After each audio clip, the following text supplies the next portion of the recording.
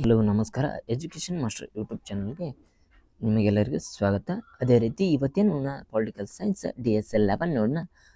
5 ಅಂಕ ಮತ್ತು 10 ಅಂಕದ ಪ್ರಶ್ನೆ ಉತ್ತರಗಳನ್ನು ನೋಡೋಣ. ವಿಡಿಯೋ ಕೊನೆ ತನಕ ನೋಡ್ರಿ. ನಿಮಗೆ ಯಾವ ಇಂಪಾರ್ಟೆಂಟ್ ಎಂಬುದನ್ನು ಕ್ವಶನ್ ಇಲ್ಲಿ ನಾವು ನೀಡ್ತೀವಿ. ಆ ಕ್ವಶನ್ಗಳನ್ನು ನಾನು ಇಲ್ಲಿ ಲಿಂಕ್ ಹಾಕಿರ್ತೀನಿ ಡಿಸ್ಕ್ರಿಪ್ಷನ್ ಒಳಗೆ, ಅಲ್ಲಿ ಡೌನ್ ಮಾಡ್ಕೊರಿ. ಅದೇ ರೀತಿ ವಿಡಿಯೋ ಎಂಡ್ ಒಳಗೆ ಈ ಕ್ವಶನ್ಗಳನ್ನು ಅಲ್ಲಿ ನಾನು ತಿಳಿಸ್ತೇನೆ. ಅದೇ ರೀತಿ ಈಗ ನೋಡಿ ಬರೀ 5 ಮಾರ್ಕ್ಸ್ ಕ್ವಶನ್ ಯಾವ ಇಂಪಾರ್ಟೆಂಟ್ ಅದಾವ ಯಾವಿಲ್ಲ ಎಂಬುದನ್ನು ನೋಡ್ರಿ. ಕಂಪ್ಲೀಟಾಗಿ ವಿಡಿಯೋ ನೋಡ್ರಿ ಲಾಸ್ಟ್ ತನಕ. ಫಸ್ಟ್ ಭಾರತದಲ್ಲಿ ರಾಜ್ಯ ರಾಜಕೀಯ ಸ್ವರೂಪ ಕುರಿತಂತೆ ಬರೆಯಿರಿ ಅಂತ ಹೇಳಿದ್ದಾರೆ. ಅದೇ ರೀತಿ ನಿಮ್ಮ ಪೀಠಿಕೆಯನ್ನು ಮೊದಲೇ ಹಾಕಬೇಕು. 5 ಮಾರ್ಕ್ಸ್ ಅಂದ್ರೆ ಪೀಠಿಕೆ ಹಾಕಬೇಕು. ತದನಂತರ ಲಾಸ್ಟ್ ಉಪಸಂಹಾರವನ್ನು ನೀಡಲೇಬೇಕು. ಯಾಕಂದ್ರೆ ಪೀಠಿಕೆ ಅದು ಹಾಕ್ಲಿಕ್ಕಾರ ಮಾರ್ಕ್ಸ್ ಬರಂಗಿಲ್ರಿ. ಆ ಕಾರಣದಿಂದ ಪೀಠಿಕೆಯನ್ನು ಸರಿಯಾದ ರೀತಿಯಲ್ಲಿ ಹಾಕ್ರಿ. ಅದೇ ರೀತಿ ಈ ಪಾಯಿಂಟ್ಸ್ಗಳನ್ನು ಯಾವ್ಯಾವ ಪಾಯಿಂಟ್ಸ್ಗಳನ್ನು ಆ್ಯಡ್ ಮಾಡಬೇಕು ಸ್ವರೂಪಕ್ಕಂತ ಕುರಿತು ಹೇಳಿದ್ದಾರೆ. ಅದರೊಳಗೆ ಯಾವ ಪಾಯಿಂಟ್ಸ್ ಅದಾವ ಏನೇನು ಎಂಬುದನ್ನು ನೋಡಿ. ಇಲ್ಲಿ ಈ ಪಾಯಿಂಟ್ಸ್ ಒಳಗೆ ಸ್ವರೂಪ ಅಂದ್ರೆ ಸಂಸ್ಕೃತಿ, ಭಾಷೆ ಮತ್ತು ಪ್ರಾದೇಶಿಕ ಗುರಿಗಳನ್ನು ಮೊದಲಾಗಿ ತಿಳಿಸಿದ್ದಾರೆ. ಅವನ್ನ ನೀವು ನೋಡ್ಕೊರಿ. ಅದೇ ರೀತಿ ಸ್ವರೂಪ ಒಳಗೆ ಯಾವ ಪಾಯಿಂಟ್ಸ್ ಆ್ಯಡ್ ಮಾಡಬೇಕು ಯಾವ ಪಾಯಿಂಟ್ಸ್ ಇಲ್ಲ ಎಂಬುದನ್ನು ನೋಡ್ಬೋದು. ಸ್ವರೂಪ ಒಳಗೆ ರಾಜ್ಯ ರಾಜಕೀಯ ಸ್ವರೂಪದ ಮತ್ತು ಲಕ್ಷಣಗಳನ್ನು ಅಂಶಗಳನ್ನು ತಿಳಿಸ್ತಾರೆ. ಸ್ವರೂಪ ಒಳಗೆ ಒಕ್ಕೂಟದ ವ್ಯವಸ್ಥೆ, ಪ್ರಾದೇಶಿಕತೆ, ವೈವಿಧ್ಯತೆ, ಅದೇ ರೀತಿ ರಾಜ್ಯ ನಿರ್ದೇಶ ಸಮಸ್ಯೆಗಳು, ರಾಜ್ಯ ಸರ್ಕಾರಗಳು, ಸಮ್ಮಿಶ್ರ ರಾಜಕೀಯ ಚುನಾವಣೆ ಮತ್ತು ಅಂತಾರಾಜ್ಯ ವಿವಾದಗಳ ಈ ಪಾಯಿಂಟ್ಸನ್ನು ಕಂಪ್ಲೀಟಾಗಿ ಆ್ಯಡ್ ಮಾಡಬೇಕು. ಆ್ಯಡ್ ಮಾಡಿ ಅವುಗಳನ್ನು ಏನು ಮಾಡ್ಬೇಕಂದ್ರೆ ಪ್ರತಿ ಒಂದೊಂದು ಏನು ಮಾಡಬೇಕು ವಿವರಣೆ ಮಾಡ್ಕೊತ ಹೋಗ್ಬೇಕ್ರಿ. ಅದೇ ರೀತಿ ವಿವರಣೆ ಮಾಡಿರಿ, ಅಷ್ಟು ಮಾಡಿರಿ. ಅದು ಮಿನಿಮಮ್ ಇಲ್ಲಂದ್ರೆ 5 ಮಾರ್ಕ್ಸ್ಗೆ ಎಷ್ಟು 7 ಮಾಡ್ಬೇಕ್ರಿ ಅಥವಾ 6 ಮಾಡ್ಬೇಕ್ರಿ. ಜಾಸ್ತಿ ಆಗಬಾರ್ದು, ಅಷ್ಟಿದ್ರೆ ಸಾಕ್ರಿ, 6 ಆಗಬೇಕು. ತದನಂತರ ಯಾವ ಕ್ವಶನ್, ಹೈದರಾಬಾದ್ ಪ್ರಜಾಪ್ರಭುತ್ವದ ರಾಜಕೀಯ ಕುರಿತಂತೆ ಬರೆಯಿರಿ ಕ್ವಶನ್ನ. ಇಂಪಾರ್ಟೆಂಟ್ ಇದು. ಹೈದರಾಬಾದ್ ರಾಜಕೀಯ ಕುರಿತಂತೆ ಬರೆಯಿರಿ ಅಂತ ಅದರ ಬಗ್ಗೆ ಸಂಕ್ಷಿಪ್ತವಾದ ಪೀಠಿಕೆ ಬರೆಯಿರಿ. ತದನಂತರ ಹೈದರಾಬಾದ್ ರಾಜ್ಯ ಪ್ರಜಾಪ್ರಭುತ್ವ ರಾಜಕೀಯದ ಪಾಯಿಂಟ್ಸ್ಗಳನ್ನು ಇಲ್ಲಿ ಆ್ಯಡ್ ಮಾಡಿರಿ. ನಿಜಾಮನ ಆಳ್ವಿಕೆ, ಸ್ವಾಯತ್ತತೆ, ವೈವಿಧ್ಯಮಯ ಮತ್ತು ಜನಸಂಖ್ಯೆ, ಉಳಿಗಮನ್ಯ ರಾಜ್ಯಗಳು, ಆರ್ಥಿಕತೆ, ಹೈದರಾಬಾದ್ ಸ್ಟೇಟ್ ಆರ್ಮಿ, ಏಕೀಕರಣದ ಚರ್ಚೆ ಮತ್ತು ಪೊಲೀಸ್ ಕ್ರಮ, ಇವು ನಿಯಮಗಳನ್ನು ಇಲ್ಲಿ ಆ್ಯಡ್ ಮಾಡಬೇಕು. ತದನಂತರ ಆ ನಿಯಮಗಳನ್ನು ಏನು ಮಾಡ್ಬೇಕಂದ್ರೆ ಒಂದೊಂದಾಗಿ ವಿವರಣೆ ಮಾಡ್ಕೊತ ಹೋಗ್ಬೇಕು. ಎಷ್ಟು 5 6 ಅದರೊಳಗೆ ನೀವು ಸರಿಯಾದ ರೀತಿಯಲ್ಲಿ ವಿವರಣೆ ಮಾಡಿದ್ದಲ್ಲಿ ನಿಮ್ಗೆ ಸರಿಯಾದ ರೀತಿ ಮಾರ್ಕ್ಸ್ಗಳನ್ನು ಬರ್ತವೆ. ತದನಂತರ 3ನೇ ಪ್ರಶ್ನೆ ನೋಡ್ರಿ. ಫಯಜ್ ಅಲಿ ಆಯೋಗದ ಕುರಿತಂತೆ ಬರೆಯಿರಿ. ಫಯಜ್ ಅಲಿ ಆಯೋಗದ ಕುರಿತಂತೆ ಬರೆಯಿರಿ. ಈ ನಿಯಮಗಳನ್ನು ಇಲ್ಲಿ ಸರಿಯಾಗಿ ನೋಡ್ಕೊರಿ. ಅದರ ಆಯೋಗಗಳು ಯಾವ್ಯಾವ ಎಂಬುದನ್ನು 5 ರಿಂದ 6 ಆಯೋಗಗಳನ್ನು ಬರೀರಿ. ಹೆಚ್ಚಿದ್ದಂದ್ರೆ ಹೆಚ್ಚಿದ ಓದಿದ್ರೆ ಹೆಚ್ಚು ಬರಿಬಹುದು. ಅದರ ಫಲಿತಾಂಶಗಳನ್ನು ಅಲ್ಲಿ ಮೇಲೆ ನೀಡ್ರಿ. ತದನಂತರ 4ನೇ ಪ್ರಶ್ನೆ ನೋಡ್ರಿ. ಇದರೊಳಗೆ 4ನೇ ಪ್ರಶ್ನೆ ಇಲ್ಲಿ ಅದ ನೋಡ್ರಿ. 4ನೇ ಪ್ರಶ್ನೆ, ಕರ್ನಾಟಕಕ್ಕೆ ಆದಾಯ ವೆಂಕಟರಾಯ್ ಅವರ ಕೊಡುಗೆ ಏನು ನೀಡಿದ್ದಾರೆ? ಆಲೂರು ವೆಂಕಟರಾಯ್ ಏನು ಕೊಡುಗೆ ನೀಡಿದ್ದಾರೆ ಬರೀರಿ ಅಂತ ಹೇಳ್ತಾರೆ. ಆಲೂರು ವೆಂಕಟರಾಯ್ ಅವರು ಏನೇನು ಪ್ರಮುಖ ಕೊಡುಗೆಗಳನ್ನು ನೀಡಿದ್ದಾರೆ ಅಂದ್ರೆ, ಫಸ್ಟ್ ಭಾಷಿಕ ಮತ್ತು ಸಾಂಸ್ಕೃತಿಕ ಏಕತೆಯನ್ನು ಪ್ರತಿಪಾದನೆ ಮಾಡಿದರು. ಹುಟ್ಟುಹಾಕಿದ್ದಾರೆ ಏಕತೆಯನ್ನು. ಕರ್ನಾಟಕ ಏಕೀಕರಣ ಚಳವಳಿಯನ್ನು ಎಲ್ಲಿ ನಾಯಕತ್ವವನ್ನು ವಹಿಸಿದರು. ತದನಂತರ ಕನ್ನಡ ಭಾಷೆ ಮತ್ತು ಸಂಸ್ಕೃತ ಪ್ರಚಾರವನ್ನು ಮಾಡಿದರು. ಶೈಕ್ಷಣಿಕ ಉಪಕ್ರಮಗಳನ್ನು ತಂದರು. ತದನಂತರ 5 ರಾಜಕೀಯ ತೊಡಗುವಿಕೆ ಅಥವಾ ರಾಜಕೀಯದಲ್ಲಿ ನಾವು ಯಾವ ರೀತಿ ತೊಡಗಬೇಕು ಎಂಬುದನ್ನು ತಿಳಿಸಿದ್ದಾರೆ. 6ನೇದು ಸಾಹಿತ್ಯ ಮತ್ತು ಬೌದ್ಧಿಕ ಕೊಡುಗೆಗಳನ್ನು ನೀಡಿದ್ದಾರೆ. 7ನೇದು ಸ್ವಾತಂತ್ರ್ಯ ಹೋರಾಟಗಾರನ ಸ್ವಾತಂತ್ರ್ಯ ಹೋರಾಟವನ್ನು ಮಾಡಿದ್ದಾರೆ. ಸ್ವಾತಂತ್ರ್ಯ ಹೋರಾಟ ಯಾವ ರೀತಿ ಇರ್ತೈತೆ ಎಂಬುದನ್ನು ತಿಳಿಸಿದ್ದಾರೆ. ಅದೇ ರೀತಿ ಅವ ನೋಟ್ಸನ್ನು ಇಲ್ಲಿ ಐತಿ, ನೀವು ಸರಿಯಾಗಿ ನೋಡ್ಕೋರಿ.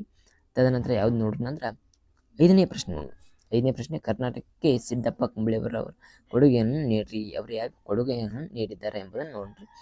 ಫಸ್ಟ್ ಯಾವ ಕೊಡುಗೆ ನೀಡಿದ್ದಾರೆ ಅಂದ್ರೆ ಶೈಕ್ಷಣಿಕ ಉಪಕ್ರಮಗಳು. ತದನಂತರ ರಾಜಕೀಯ ತೊಡಗುವಿಕೆ, ರಾಜಕೀಯ ಹೆಂಗೆ ಪ್ರವೇಶ ಮಾಡಬೇಕು ಎಂಬುದನ್ನು ತಿಳಿಸಿದ್ದಾರೆ. 3rd ಸಾಮಾಜಿಕ ಚಳುವಳಿಗಳ ನಾಯಕತ್ವ. ತದನಂತರ 4th ದಲಿತ ಸಾಮಾಜಿಕ ಸುಧಾರಣೆ ಮತ್ತು ಉನ್ನತಿಯನ್ನು ಅವರು ಕಂಡುಕೊಂಡಿದ್ದರು. 5th ಪ್ರಶಸ್ತಿ ಗೌರವಗಳನ್ನು ಅವರಿಗೆ ನೀಡುತ್ತಿದ್ದರು ಎಂಬುದನ್ನು ನಮಗೆ ತಿಳಿದು ಬಂದ. ತದನಂತರ 6ನೇ ಪ್ರಶ್ನೆ ಏನು ಕೇಳಿದಾರೆ ಅಂದ್ರೆ 6ನೇ ಪ್ರಶ್ನೆ ನೋಡೋದಾದ್ರೆ ಈ ಪಾಯಿಂಟ್ಸ್ಗಳನ್ನು ನೀವು ಸರಿಯಾಗಿ ಬರೀಬೇಕು. 6ನೇ ಪ್ರಶ್ನೆಯನ್ನು ನೋಡಿ ಹರ್ಡೇಕರ್ ಮಂಜಪ್ಪ ಅವರ ಸ್ವದೇಶ ರಾಜಕೀಯವಾದ ವಿವರಿಸಿ ಎಂಬುದನ್ನು ತಿಳಿಸಿದ್ದಾರೆ. ಪೀಠಿಕೆ ಹಾಕ್ರಿ.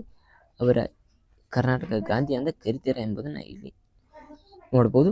ತದನಂತರ ಅವರ ವಿಚಾರಗಳ ದಾರಿಗಳನ್ನು ನೋಡ್ರಿ. ಫಸ್ಟ್ ಒನ್ ಭಾಗವಹಿಸುವಿಕೆ ಮತ್ತು ಪ್ರಾತಿನಿಧ್ಯ. ಸೆಕೆಂಡ್ ಅಸಹಕಾರ ಚಳವಳಿ ಕುರಿತಂತೆ ಚರ್ಚೆ. ಥರ್ಡ್ ಒನ್ ಅಸಹಕಾರಕ್ಕೆ ಬೆಂಬಲ. ಫೋರ್ತ್ ಒನ್ ಸ್ವದೇಶ ಪ್ರಚಾರ. ಫಿಫ್ತ್ ಒನ್ ಬಹಿಷ್ಕಾರದ ನಿರ್ಣಯ. ಸಿಕ್ಸ್ತ್ ಒನ್ ರಾಷ್ಟ್ರೀಯ ಚಳವಳಿಯ ಬಲವರ್ಧತೆ. ಈ ನಿಯಮಗಳನ್ನು ನಾವಿಲ್ಲಿ ನೋಡ್ಕೋಬಹುದು. ಅದೇ ರೀತಿ ಆ ಪಾಯಿಂಟ್ಸ್ಗಳನ್ನು ನಾವು ಸರಿಯಾದ ರೀತಿಯಲ್ಲಿ ವ್ಯಕ್ತಪಡಿಸಿದರೆ ನಮ್ಮ ಸರಿಯಾದ ರೀತಿಯಲ್ಲಿ ಆನ್ಸರ್ಗಳನ್ನು ಬರಲು ಚಾನ್ಸಸ್ ಭಾಳ ಇರ್ತವೆ. ಅದೇ ರೀತಿ ಅಲ್ಲಿ ಪಾಯಿಂಟ್ಸ್ಗಳನ್ನು ನೀಡಿರ್ತಾರೆ. ಆ ಪಾಯಿಂಟ್ಸ್ಗಳ ರೀತಿಯಲ್ಲಿ ನೀವು ಸರಿಯಾದ ವಿವರಣೆ ಮಾಡಬೇಕು. 8ನೇದು ಕರ್ನಾಟಕದಲ್ಲಿ ಪ್ರಾದೇಶಿಕತೆ ಪರಿಹಾರವನ್ನು ತಿಳಿಸಿರಿ ತಿಳಿದರೆ ಆ ಪಾಯಿಂಟ್ಸ್ಗಳನ್ನು ಇಲ್ಲಿ ನೀಡಿದೆ. ಅವುಗಳನ್ನು ನೀವು ಕ್ಲಾರಿಟಿಯಾಗಿ ಬರೀರಿ. ಒಂದು ನೋಟ್ಸ್ ಮಾಡ್ಕೊರಿ. ಶಾರ್ಟ್ ನೋಟ್ಸ್ ಮಾಡ್ಕೊರಿ. ನಿಮ್ಮ ಫ್ರೆಂಡ್ಸಿಗೂ ಶಾರ್ಟ್ ನೋಟ್ಸ್ ಕಳಿಸ್ರಿ. ಯಾಕಂದ್ರೆ ಅವರ ವಿಚಾರಣೆ ಮತ್ತು ನಿಮ್ಮ ವಿಚಾರಣೆ ಎರಡೂ ಡಿಫ್ರೆಂಟ್ ಆಗ್ತವೆ. ಎರಡೂ ಕೂಡಿ ಒಂದು ನೋಟ್ಸ್ ಮಾಡಿ. ಅವ್ರ ಪಾಯಿಂಟ್ಸ ನಿಮ್ಮ ಪಾಯಿಂಟ್ಸ. ಅದೇ ರೀತಿ ಈ ಪಾಯಿಂಟ್ಸ್ಗಳನ್ನು ನೋಡ್ಕೊರಿ. ಮೂಲ ಸೌಕರ್ಯ ಹೂಡಿಕೆ. ಸೆಕೆಂಡ್ ಕೈಗಾರಿಕಾ ಆರ್ಥಿಕ ಮತ್ತು ವೈವಿಧ್ಯೀಕರಣ. ಥರ್ಡ್ ಒನ್ ವಿಶೇಷ ಆರ್ಥಿಕ ವಲಯ. ಕೌಶಲ್ಯ ಅಭಿವೃದ್ಧಿ ಮತ್ತು ಶಿಕ್ಷಣ. ಕೃಷಿ ಮತ್ತು ಆಧುನಿಕರಣ ಉತ್ತೇಜನ. ಆರೋಗ್ಯ ಪ್ರವೇಶ. ಅದೇ ರೀತಿಯ ಪ್ರವಾಸೋದ್ಯಮ ಉತ್ತೇಜನ. ಈ ಪಾಯಿಂಟ್ಸ್ಗಳನ್ನು ನೀವು ಸರಿಯಾದ ರೀತಿಯಲ್ಲಿ ಬರೀಬೇಕ್ರಿ. ಯಾಕಂದ್ರೆ ಪಾಯಿಂಟ್ಸ್ ಆಗಬೇಕು, ಅವಕ್ಕೆ ಅಂಡರ್ಲೈನ್ ಮಾಡಬೇಕು.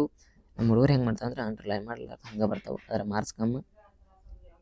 ಆದರೆ ಲೇಡೀಸ್ ಹೆಂಗೆ ಮಾಡ್ತಾರೆ? ಲೇಡೀಸ್ ಪ್ರತಿಯೊಂದು ಬರೀತಾರೆ. ಕರ್ನಾಟಕ ರಾಜ್ಯ ರೈತ ಸಮಿತಿ ಎಷ್ಟು ಬರೀತಾರೆ ಕುರಿತಂತೆ ಬರೀರಿ ಅಂತ ಬರೀತಾರೆ. ಬರೆದು ಏನು ಮಾಡ್ತಾರೆ? ಅಂಡರ್ಲೈನ್ ಮಾಡ್ತಾರೆ. ನೀವೇನು ಮಾಡ್ತಾರೆ? ಮಾಡಲ್ಲ. ರೈತರ ಸಮಸ್ಯೆಗಳು ತಾಕಿ ಕೃಷಿ ಬೆಳವಣಿಗೆ, ವೈವಿಧ್ಯೀಕರಣ, ಬೆಳೆ ಮತ್ತು ನಷ್ಟ, ಕ್ರೆಡಿಟ್, ಕೃಷಿ ಸಾಲಗಳ ಪ್ರವೇಶ, ಮಾರುಕಟ್ಟೆ ಮತ್ತು ಬೆಲೆ ಏರಿಳಿತಗಳಾಗಿರ್ತವೆ. ಹವಾಮಾನ ಬದಲಾವಣೆ ಆಗ್ತದೆ. ಗ್ರಾಮೀಣ ಮೂಲ ಸೌಕರ್ಯಗಳನ್ನು ಸಿಗಂಗಿಲ್ಲ. ಅದಕ್ಕೆ ಏನಾಗ್ತದೆ? ಕರ್ನಾಟಕ ರೈತರ ಸಮಸ್ಯೆಗಳ ಭಾಳ ಅದಾವ್ರಿ. ಆ ಪಾಯಿಂಟ್ಸ್ಗಳು 108 ಏನಾಗ್ಸತಿ ಬಡತನ ರಗಡದವ್ರಿ. ನೀವು ಹಾಕಿ ಬರೆಯೋಕೆ ನಾವು ಹೋಗಿದ್ರಿ ಸರಿಯಾದ ರೀತಿಯಲ್ಲಿ ಅವನ ಅಂಡರ್ ಮಾಡಿ ಏನೇನು ಕೊರತೆ ಐತಿ ಎಂಬುದನ್ನು ನಿಮ್ಗೆ ಗೊತ್ತು. ರೈತರ ಮಕ್ಕಳದಾರ ಆಲ್ಮೋಸ್ಟ್ ಎಲ್ಲರಿಗೂ ಗೊತ್ತಿರ್ತದೆ. ಅದಕ್ಕೆ ನೀವು ಸರಿಯಾಗಿ ಏನು ಮಾಡ್ಬೇಕಂದ್ರೆ ಅವನ್ನ ವ್ಯಕ್ತಪಡಿಸ್ಬೇಕ್ರಿ. ನಿಮಗೆಲ್ಲ ನಾಲೆಜ್ ಇರಲ್ಲ. ಎಕ್ಸಾಮ್ದಲ್ಲಿ ಯಾವ ರೀತಿ ವ್ಯಕ್ತಪಡಿಸ್ಬೇಕೆಂಬುದನ್ನು ಗೊತ್ತಿರ್ಬೇಕ್ರಿ. ಎಕ್ಸಾಮ್ ಓದ್ಲಾರ್ದೆ ಎಲ್ಲರೂ ಪಾಸ್ ಆಗ್ಬೋದು ರೀ. ಬರೀ ಆ ಕ್ವಶನ್ ಅಸಂಪ್ಷನ್ ಮಾಡಿ ಪಾಸ್ ಆಗ್ಬೋದು. ಅದೇನಿಲ್ಲ, ಸ್ಕೋರ್ ಮಾಡ್ಬೇಕಾರೆ ಭಾಳ ಟಫ್ ಅದ. ಅದಕ್ಕೆ ಎಲ್ಲರೂ 60% ಇರ್ತಾರೆ. 70-80 ಇನ್ನು 20% ಬರ್ಬೇಕಾರೆ ಭಾಳ ವಜ್ಜೆ ಅದ. 10ನೇದು ಕರ್ನಾಟಕದಲ್ಲಿ ಕಂಡುಬರುವ ಪ್ರಮುಖ ಗಡಿ ವಿವಾದಗಳು ಯಾವ್ಯಾವ ಅದಾವ ಕರ್ನಾಟಕದಲ್ಲಿ? ಎಲ್ಲರಿಗೂ ಗೊತ್ತರಿ. ಫಸ್ಟ್ ನೋಡ್ರಿ ಯಾವ್ದಾನ ಕರ್ನಾಟಕ ಮಹಾರಾಷ್ಟ್ರ. ಇದು ನಮ್ಮ ಬೆಳಗಾವಿ ಮಂದಿಗೆ ಎಲ್ಲ ಗೊತ್ತೈತಿ. ಕರ್ನಾಟಕ ಮಹಾರಾಷ್ಟ್ರ ನಾವು ಬೆಳಗಾವಿ ಬಿಡುದಲತ್ತೀವಿ. ಅವ್ರು ಬಿಡುದಲ್ತಾರ, ನಾವು ಕೊಡುದಿಲ್ಲ. ಎಷ್ಟಾಗಿತ್ತು ರೀ. ಈಗ ಸೆಕೆಂಡ್ ಒಂದು ಗೋವಾ ಮತ್ತು ಕರ್ನಾಟಕ ಮತ್ತು ಕೇರಳ, ಕರ್ನಾಟಕ ಮತ್ತು ಆಂಧ್ರ ಪ್ರದೇಶ, ಕರ್ನಾಟಕ ಮತ್ತು ತಮಿಳುನಾಡು. ಇದ್ರ ಬಗ್ಗೆ ನಿಮ್ಗೆ ಭಾಳ ಹೇಳ್ಕೊತ ಕುಂದ್ರಂಗಿಲ್ಲ ರೀ. ಯಾಕಂದ್ರೆ ನಿಮ್ಗೆ ಗೊತ್ತಿರ್ತದೆ. ಗೊತ್ತಿದ್ದ ವಿಷಯ ಬಗ್ಗೆ ಜಾಸ್ತಿ ಹೇಳ್ಬಾರ್ದು ಅಂತ ಹೇಳ್ಯಾರ ರೀ. ಅದೇ ರೀತಿ ಆ ನಿಯಮಗಳನ್ನು ಇಲ್ಲಿ ನೋಡ್ಕೊರಿ. ಎದಕ್ಕೆ ವಿವಾದಗಳದಾವ, ಅವು ಯಾವ ರೀತಿ ನಾವು ಕ್ಲಿಯರ್ ಮಾಡ್ಬೇಕಾ, ನಾವು ಯಾವ ರೀತಿ ಓದಿ ಆನ್ಸರ್ಗಳನ್ನು ನೀಡಬೇಕಾ ಎಂಬುದನ್ನು ನಿಮ್ಗೆ ಗೊತ್ತಿರ್ಬೇಕು ರೀ. ಅದೇ ರೀತಿ 11ನೇ ಪ್ರಶ್ನೆ ಪ್ರತ್ಯೇಕ ರಾಜ್ಯ ಬೇಡಿಕೆ ಕಾರಣಗಳನ್ನು ಇಲ್ಲಿ ನೋಡ್ರಿ. ಪ್ರತ್ಯೇಕ ರಾಜಕೀಯ ಬೇಡಿಕೆಗಳನ್ನು ನೋಡಿದ್ರೆ ಕಾರಣಗಳು ಇಲ್ಲಿ ನೀಡಿದ್ದಾರೆ. ಫಸ್ಟ್ ಒಂದು ಪ್ರಾದೇಶಿಕ ಅಸಮತೋಲನ. ತನ್ನ ಸೆಕೆಂಡ್ ಭಾಷಾ ಸಾಂಸ್ಕೃತಿಕ ವ್ಯತ್ಯಾಸ. ಥರ್ಡ್ ಒನ್ ಆರ್ಥಿಕ ಅಸಮಾನತೆ. ಫೋರ್ತ್ ಒನ್ ರಾಜಕೀಯ ಪ್ರಾತಿನಿಧ್ಯ. ಫಿಫ್ತ್ ಒನ್ ಸಮತೋಲನ ನಿಯಂತ್ರಣ.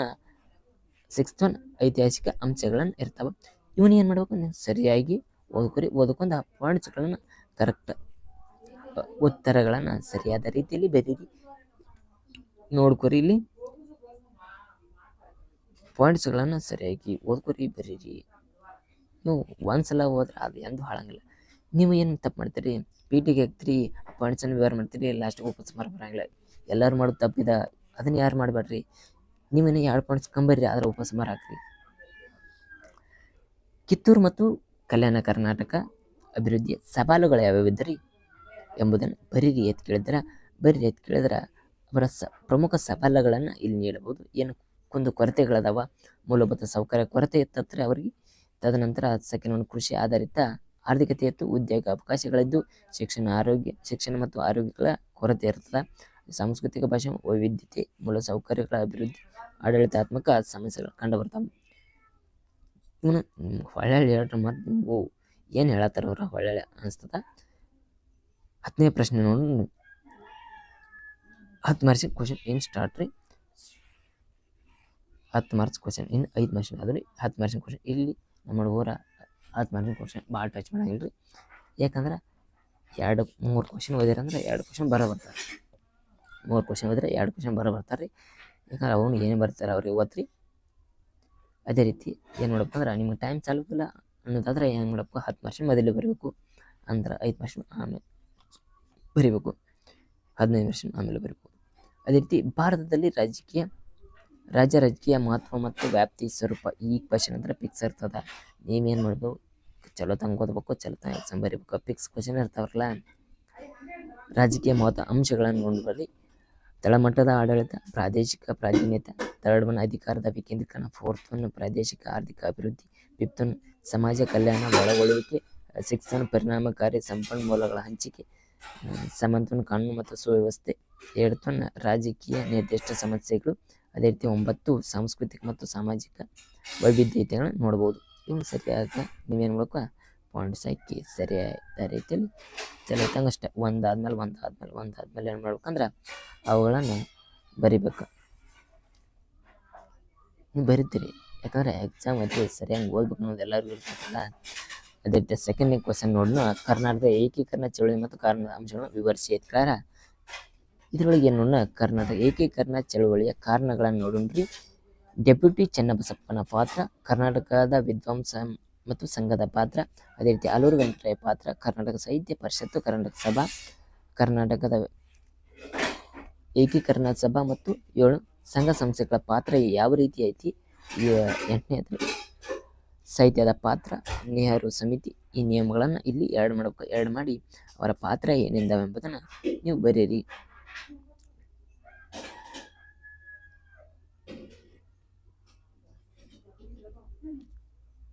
ಮೂರನೇದ ಪ್ರಶ್ನೆ ನೋಡ್ರಿ, 10 ಮಾರ್ಕ್ಸಿಗೆ ಇಂಪಾರ್ಟೆಂಟ್ ಭಾಳ ಆಗ್ತಾವ. ನೀವು ಸರಿಯಾಗಿ ನೋಡ್ರಿ, ವಿಡಿಯೋ ಕೊನೆ ತನಕ ನೋಡ್ರಿ. ನಿಮ್ಗೆ ಅದಕ್ಕೆ ಹೇಳೀನಿ, ಸ್ಟಾರ್ಟಿಂಗ್ ಹೇಳೀನಿ, ವಿಡಿಯೋ ಕೊನೆ ತನಕ ನೋಡ್ರಿ, ಎಲ್ಲ ಕ್ಲಾರಿಟಿ ಸಿಗ್ತದೆ. ಅರ್ಧ ನೋಡ್ರಿ ಏನೂ ಕ್ಲಾರಿಟಿ ಸಿಗಲ್ಲ. ಕರ್ನಾಟಕ ಏಕೀಕರಣ ಚಳವಳಿಯ ವಿದ್ಯಾವರ್ಧಕ ಸಂಘದ ಪಾತ್ರ ವಿವರಿಸಿ ಇರ್ತಾರ. ವಿದ್ಯಾವರ್ಧಕ ಸಂಘದ ಪಾತ್ರ ಇಲ್ಲಿ 10 ಮಾರ್ಕ್ಸಿಗೆ 10 ಬರೆಯಬೇಕ್ರಿ, ಇಲ್ಲ 9 ಫಿಕ್ಸ್ ಬರೀ. ಭಾಷಾ ಏಕೀಕರಣಕ ಪ್ರತಿಪಾದನೆ, ಸಮ್ಮೇಳನದ ವಿಚಾರ ಸಂಕಿರಣ ಆಯೋಜನೆ, ಜಾಗೃತಿ ಮೂಡಿಸುವುದು, ಇತರ ಸಂಸ್ಥೆಗಳೊಂದಿಗೆ ಸಂಯೋಜನೆ, ಬೆಂಬಲ ಸಜ್ಜುಗೊಳಿಸುವುದು, ಶೈಕ್ಷಣಿಕ ಉಪಕ್ರಮಗಳು ಮತ್ತು ಬೌದ್ಧಿಕ ನಾಯಕತ್ವ, ಕರ್ನಾಟಕ ಸಾಹಿತ್ಯದ ಪ್ರಚಾರ, ಸಾಂಸ್ಕೃತಿಕ ವಿನಿಮಯ. ಈ ನಿಯಮಗಳು ಕಂಪ್ಲೀಟ್ ಆಗಿ ನೀವು ಒಂದಾದ್ಮೇಲೆ ಒಂದು ಪಾಯಿಂಟ್ಸ್ ಹಾಕಿ ಬರೀರಿ. ಅಲ್ಲಿ ಮತ್ತು ಅಂಡರ್ಲೈನ್ ಮಾಡೋದು ಮರಿಬೇಡ್ರಿ. 3 ತಾಸು ಎಕ್ಸಾಮ ಕಂಟಿನ್ಯೂ ನಿರಂತರವಾಗಿ ನಾವೇನು ಪ್ರಾಕ್ಟೀಸ್ ಮಾಡಿರ್ಬೇಕಂದ 3 ತಾಸಿನಾಗ ಅಷ್ಟು ಎಲ್ಲ ನೀವು ಓದಿದ್ದು ಕವರ್ ಮಾಡ್ಬೋದು. 4ನೇ ಪ್ರಶ್ನೆ, ಕರ್ನಾಟಕ ಜಾತಿಯ ರಾಜಕೀಯ ಕುರಿತ ವಿವರಿಸಿ. ಇಲ್ಲಿ ರಾಜಕೀಯ ಪ್ರಮುಖ ಅಂಶಗಳನ್ನು ನೋಡ್ರಿ. ಫಸ್ಟ್ ಒನ್ ಯಾವುದಂದ್ರೆ ಐತಿಹಾಸಿಕ ಬೇರುಗಳು, ಜಾತಿ ಆಧಾರಿತ ಮತದಾನ, ಜಾತಿಯ ಮರುಜೋಡಣೆ, ತದನಂತರ ಲಿಂಗಾಯತ್ ಒಕ್ಕಲಿಗರ ಪ್ರಾಬಲ್ಯ, ಜಾತಿ ಆಧಾರದ ಪಕ್ಷಗಳ ಏರಿಕೆ, ಜಾತಿ ಆಧಾರದ ಆಂದೋಲನ ಮತ್ತು ಚಳವಳಿ, ಮೀಸಲಾತಿ ನೀತಿ, ಜಾತಿ ಆಧಾರದ ಕಾರ್ಯಸೂಚಿ, ತದನಂತರ ನೀತಿ ರಚನೆಯ ಮೇಲೆ ಪ್ರಭಾವ ಬೀರ್ತವೆ. ಈ ಪಾಯಿಂಟ್ಸ್ಗಳನ್ನ ಸರಿಯಾದ ರೀತಿ ನೀವೆಲ್ಲ ಪಾಯಿಂಟ್ಸ್ಗಳನ್ನು ಓದಿ ಸರಿಯಾಗಿ ಅರ್ಥ ಮಾಡ್ಕೊಂಡ ಏನು ಮಾಡಬೇಕಂದ್ರೆ ಅದನ್ನು ಬರಿಬೇಕು. 5ನೇ ಕ್ವಶನ್, ಬೆಳಗಾವಿ ಅಧಿವೇಶನ ಕುರಿತು ಟಿಪ್ಪಣಿ ಬರೀರಿ. ಈಗ ಚಳಿಗಾಲ ಅಧಿವೇಶನ ಬೆಳಗಾವದಾಗ ಐತ್ರಿ. 8ನೇ ಚಳಿಗಾಲ ಅಧಿವೇಶನದ ಅದರ ಬಗ್ಗೆ ನೋಡ್ರಿ. ಈಗ ಪ್ರೆಸೆಂಟು ಕೇಳ್ಬೋದು ಎಕ್ಸಾಮ್ ಬೆಳಗಾವಿ ಅಧಿವೇಶನ ಕುರಿತು ಟಿಪ್ಪಣಿ ಬರೀರಿ. ಪ್ರಸ್ತುತ ಬೆಳಗಾವಿ ಅಧಿವೇಶನದಲ್ಲಿ ಇರುವ ಕುರಿತು ಬರೆಯಿರಿ ಎಂಬುದನ್ನು ಈಗೂ ತಿಳ್ಕೊಬಹುದು. ಅದೇ ರೀತಿ ಇಲ್ಲಿ 1924 ಗಾಂಧೀಜಿ ಅವರು ಬಂದಿರ, ಅವ್ರ ನೇತೃತ್ವದಲ್ಲಿ ಏನು ಕಾರ್ಯ ಇದೆ ಅದನ್ನ ಬರಿಬೇಕ್ರಿ. ಈಗಿಂದ ಪ್ರಸ್ತುತ ಕೇಳ್ರಂದ್ರೆ ಈಗಿಂದ ಕುರಿತಂತ ನೀವು ಬರಿಬಹುದು.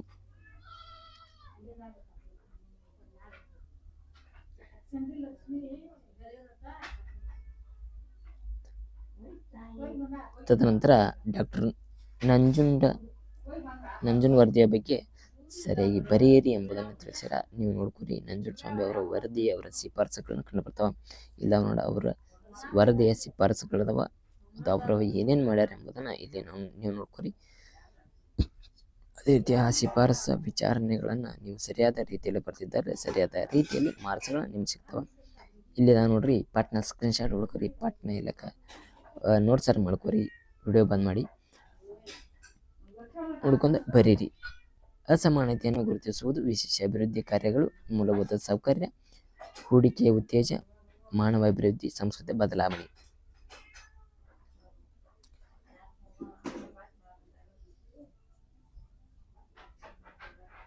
ಅದೇ ರೀತಿ 7ನೇ ಪ್ರಶ್ನೆ ನೋಡ್ರಿ.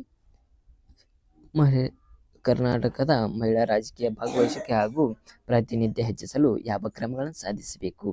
ಕ್ರಮಗಳ ಇಲ್ಲಿದಾಗ ನೋಡ್ಕೊರಿ. ಅವು ಮಹಿಳಾ ಪ್ರಾತಿನಿಧ್ಯ ಸುಧಾರಿಸುವ ಕ್ರಮಗಳ, ಮಹಿಳಾ ಮೀಸಲಾತಿಯ ಮಸೂದೆ, ಜಾಗೃತಿ ಮತ್ತು ಶಿಕ್ಷಣ ಹೆಚ್ಚಿಸುವುದು, ಲಿಂಗ ಆಧಾರಿತ ಮತ ಹಿಂಸೆ ಕಿರುಕುಳನ್ನು ಪರಿಹರಿಸುವುದು, ಚುನಾವಣೆಯ ಪ್ರಕ್ರಿಯೆಯಲ್ಲಿ ಸುಧಾರಣೆ, ಮಹಿಳಾ ಅಭ್ಯರ್ಥಿಗಳನ್ನು ಪ್ರೋತ್ಸಾಹಿಸುವ ಕ್ರಮ, ಮಾಧ್ಯಮದ ಸಾರ್ವಜನಿಕ ಭಾಷಣ, ಇವತ್ತಿನ ಸಮಸ್ಯೆಗಳನ್ನು, ಇಲ್ಲಿ ಮಹಿಳೆಯರ ಸಮಸ್ಯೆಗಳನ್ನು ಮತ್ತು ರಾಜಕೀಯ ಅಜೆಂಡಾಗಳನ್ನು ನಾವು ತಯಾರು ಮಾಡಬೇಕು ಎಂಬುದನ್ನು ತಿಳಿಸಿದ್ದಾರೆ. ಆ ನಿಟ್ಟಿನಲ್ಲಿ ಸರಿಯಾಗಿ ಆ ಪಾಯಿಂಟ್ಸ್ಗಳನ್ನು ಬರೀರಿ. ಬರೆದನ ಸರಿಯಾದ ರೀತಿಯಲ್ಲಿ ಮಾರ್ಕ್ಸ್ಗಳನ್ನು ನಿಮಗೂ ದೊರೀತಾವ. ಅದೇ ರೀತಿ 8ನೇ ಪ್ರಶ್ನೆ, ಕರ್ನಾಟಕದಲ್ಲಿ ಕಂಡುಬರುವ ಪ್ರಮುಖ ಜಲ ವಿವಾದಗಳನ್ನು ಬರೀರಿ. ಇಲ್ಲಿ ಕರ್ನಾಟಕ ಯಾವ್ಯಾವ ಅಂದ್ರೆ ಇಲ್ಲಿ ಕಂಡು ಬರ್ತಾವ, ನೀವು ನೋಡ್ಕೊರಿ. ಅದೇ ರೀತಿ ಕಾವೇರಿ ನದಿಯ ನೀರು ವಿವಾದ, ಮಹದಾಯಿ ವಿವಾದ, ಕೃಷ್ಣಾ ನದಿಯ ನೀರು ವಿವಾದ, ಅಂತಾರಾಷ್ಟ್ರೀಯ ನದಿ ನೀರು ಹಂಚಿಕೆ ಮತ್ತು ಸ್ಥಳೀಯ ನದಿಯ ಜಲಾಶಯ ವಿವಾದಗಳನ್ನು ಕಂಡುಬರಬಹುದು. ಆ ಪಾಯಿಂಟ್ಸ್ ಹಾಕ್ರಿ, ನಿಮ್ಮ ಪಾಯಿಂಟ್ಸ್ ಹಾಕಿ ಬರೀರಿ. 9ನೇದು, ಪ್ರತ್ಯೇಕ ಮತ್ತು ರಾಜಕೀಯ ಬೇಡಿಕೆಗಳನ್ನ ಪರಿಶೀಲಿಸಿ ಎಂಬುದು ಕೇಳಿದ್ದಾರೆ. ಇದರೊಳಗೆ ಬೇಡಿಕೆಗಳು ಏನು ಕೊಟ್ಟಾರ? ಉತ್ತರ ಕರ್ನಾಟಕದ ಕೊಡಗು, ತಮಿಳುನಾಡು, ಮುಂಬೈ ಮತ್ತು ಹೈದರಾಬಾದ್ಗಳ ನಿಯಮಗಳನ್ನು ಕೊಟ್ಟಾರ. ಆ ನಿಯಮದಂತೆ ನೀವೆಲ್ಲ ಬರೀರಿ. ಅದೇ ರೀತಿ ಥ್ಯಾಂಕ್ ಯು ಆಲ್. ಆಗ ಸಬ್ಸ್ಕ್ರೈಬ್ ಮಾಡಿರಿ, ಲೈಕ್ ಮಾಡಿರಿ, ಶೇರ್ ಮಾಡಿರಿ. ಮುಂದಿನ ವಿಡಿಯೋದಾಗ ನಿಮಗೆ ಹೆಲ್ಪ್ಫುಲ್ ಆಗುವಂಥ ವಿಡಿಯೋನ ನಾನು ತರ್ತೀನಿ. ಆದ್ದರಿಂದ ಆಗ ನಮ್ಗೆ ಸಪೋರ್ಟ್ ಮಾಡಿರಿ.